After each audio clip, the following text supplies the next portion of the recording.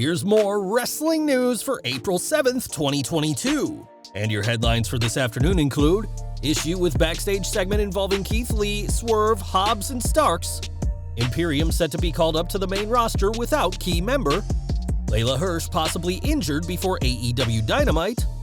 What happened between AJ Styles and Bron Breakker during WWE Raw. Cody Rhodes reacts to Sammy Guevara's questionable antics with TNT title.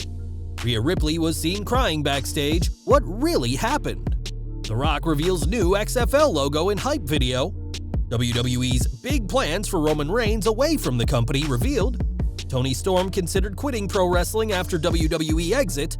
Ronda Rousey said she was screwed by Charlotte Flair at WrestleMania.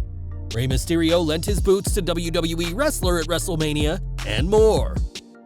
We are kicking off with AEW as a backstage segment between some of the company's big stars failed to impress during this week's Dynamite.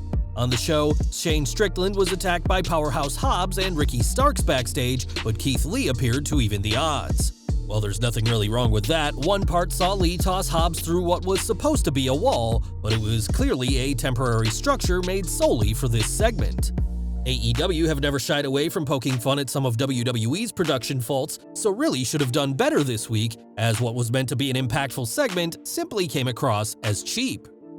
Over to WWE, as this post-WrestleMania season is when WWE often makes main roster call-ups, and now one of the company's most dominant factions in recent memory could be moving up. During NXT Stand and Deliver, Imperium lost the NXT Tag Team titles, and on NXT they lost to the Creed brothers when Fabian Aichner walked out on Marcel Bartel.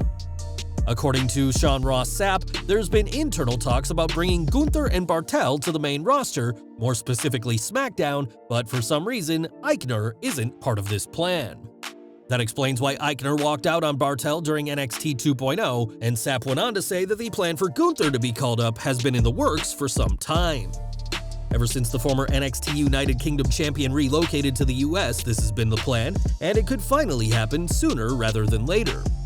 With that said, it's interesting that Gunther, who has worked as a singles wrestler despite being part of Imperium, is being called up with Bartel, and it remains to be seen if WWE now see him as a tag team star. Next week, Gunther will challenge Bron Breakker for the NXT Championship, but should he come up short, it's likely that his main roster call-up with Bartel, but not Aichner, is imminent. Before last night's Dynamite, Leyla Hirsch was involved in the taping for AEW Dark Elevation, but sadly, her match had to be stopped for the worst of circumstances. During the bout, Hirsch attempted a somersault which didn't go as planned, and after checking with the Russian-born wrestler, the referee threw up the X sign, indicating that she's legitimately injured and it's not an angle. AEW had big plans for Hirsch when they signed her, but that hasn't transpired just yet, and with this injury, it may be a while before she wrestles again. This is still very early days for this injury and details are scarce, but we'll provide an update once more information is made available. On this week's Raw, Bron Breakker made history by defeating Dolph Ziggler as he became the first man to win the NXT Championship on the main roster. This was said to be a last-minute decision by WWE, as ads after the match promoted Ziggler as champion, but AJ Styles was waiting for the second-generation superstar. In a brief interaction backstage, Styles showed his respect to Breakker, telling him, "You're on your way, and that's the first step," which got a "thank you, sir" from the new NXT champion. AJ Styles skipped NXT when he joined WWE, but did appear earlier this year to feud with Grayson Waller, and perhaps could face off with Bron Breakker when they're both on the same roster. Until then, Bron will keep dominating NXT and has caught the eye of the phenomenal former WWE champion. In Cody Rhodes' last match for AEW, he and Sammy Guevara battled for the TNT Championship in a match that Guevara would win. While the Spanish God has since lost the title to Scorpio Sky, he did have fun with the belt, as he and Ty Conti dropped a super steamy photo to show what acts they took with the title. Speaking to BT Sport, Rhodes discussed his time in AEW and wasn't exactly thrilled with what Guevara and Conti did with that title belt he first held. No disrespect to the guys I didn't wrestle, but my interest was wrestling folks I had never been in the ring with.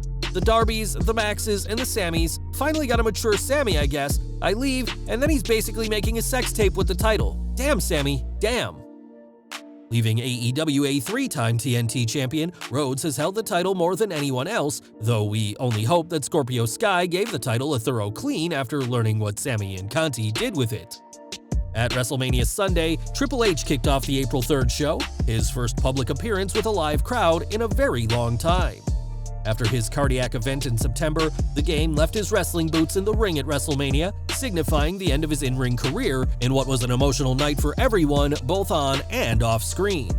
In a sit-down interview with Wrestling Inc., Rhea Ripley recalled seeing Triple H backstage at WrestleMania, as the man had been such an influential part of her career. "Man, I love him, I do. It's so nice to see him back, and we got to see him last night. Just seeing him walk through the door brought tears to my eyes. He's been through a lot, and to know that he has is so saddening for me. I'm so happy that he's doing so much better because honestly, I wouldn't be here if it wasn't for him." At WrestleMania and Raw, Ripley and Liv Morgan came up short, and while it's rumored that the Australian former women's champion will be next to join Edge's new stable, Rhea Ripley hasn't forgotten about the man who made such a big impression on her career. Next year, the XFL will launch for the third time, but unlike its previous two iterations, this time the league will be run by The Rock. The co-owner of the XFL with his ex-wife and business partner Danny Garcia, Rock is looking to succeed with the alternative to the NFL, which has a new logo. On Instagram, the Great One uploaded a video for the XFL that featured a sleek black and white logo, and in the caption said that his goal is to grow and advance the game of football.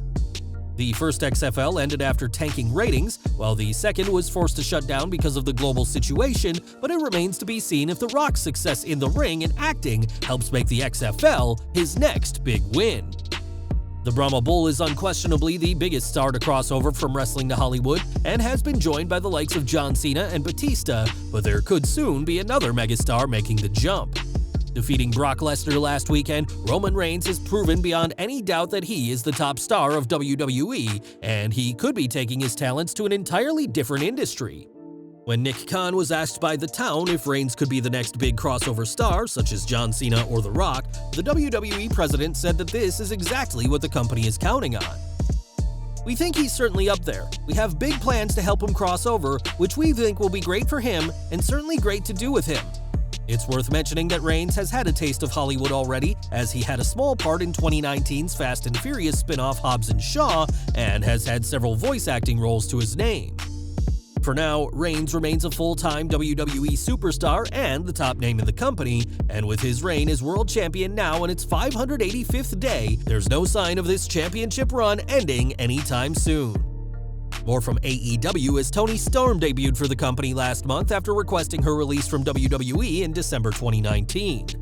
Signing Storm is another win for Tony Khan, who now has yet another massively talented former superstar on his roster, but her debut nearly didn't happen. During the latest AEW Road 2, Storm commented on her in-ring return and noted that she had once planned on retiring after WWE. "Recently, I planned on retiring from the wrestling industry, which is something I never considered in my entire life.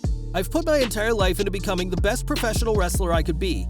I lost that part of myself, and it brought on a lot of feelings of emptiness and sadness that I can't even describe.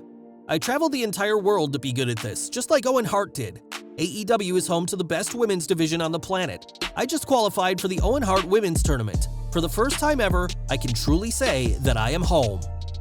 Obviously, that didn't happen, as Storm is now All Elite and has made a killing on OnlyFans, a third-party deal WWE would not have allowed her to partake in.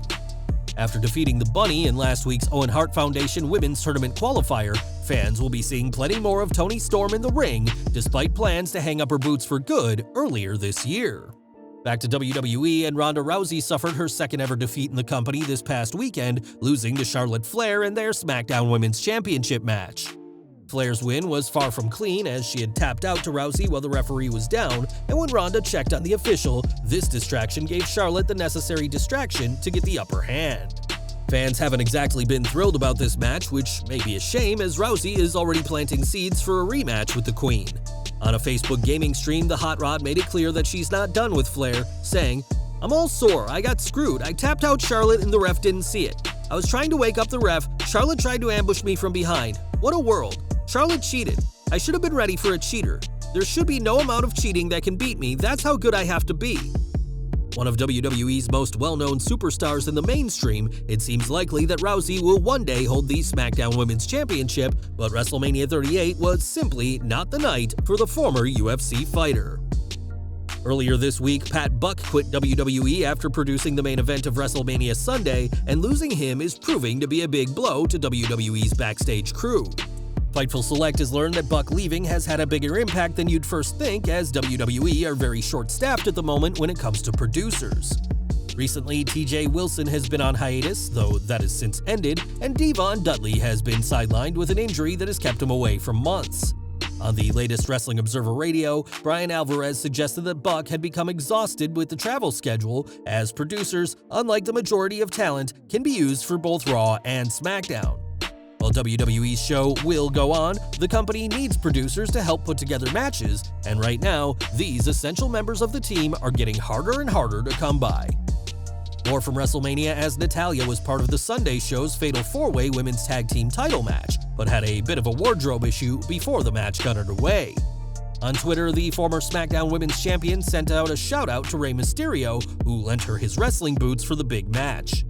Natalya didn't explain why her own boots weren't able to function, but went on to say that Rey is a one-of-a-kind person and always helps his friends. Natalya's boots were hardly the worst wardrobe malfunction of the show, as Charlotte Flair suffered an unfortunate incident during her match with Ronda Rousey, and while Natalya and Shayna Baszler didn't win, the Canadian took the loss in the boots of one of the all-time greats. And we're ending today with Triple H, who had plenty to say about WWE's recruitment process when he spoke with ESPN. Sitting down recently with Stephen A. Smith, in the same interview he confirmed his retirement, the Game said that WWE is looking for larger-than-life stars. This is in stark contrast to what Triple H once told Ryback when he said that WWE is built around the brand name rather than individual stars like John Cena, and during an interview with Sportskeeda, Vince Russo discussed this change. They did everything to live up to that word, build WWE around the brand name, and I said from the get-go, bro, people want to see television stars on TV. I've used the next-door neighbor scenario many times, so I want to believe that they've learned their lesson. Here's why I believe that. Chris, they let a lot of next-door neighbors go to AEW. I honestly believe that they came to the realization that holding superstars back was not working, there are no big stars, and that they had to make a change. Like I said, I think the proof is in how many next-door neighbors they let go to AEW. WWE may have lost a lot of names to AEW, but many, like Adam Cole, Bobby Fish, and Kyle O'Reilly, are on the smaller side. And we'll have to see if Russo's prediction of huge talent, ones you wouldn't expect as a next-door neighbor, comes true. Well guys, that's our news for today. Please share your comments below. Also hit the like button, subscribe to our channel, and hit the bell icon to receive all notifications. And as always, thanks for watching.